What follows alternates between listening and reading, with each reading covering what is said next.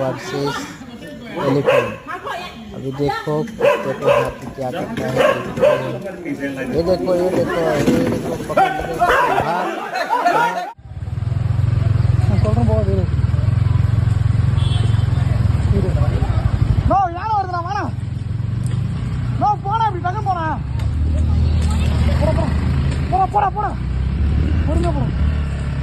வெளியே வந்துட்டோம். போடா போங்கடா. போடா தம்பி போடா.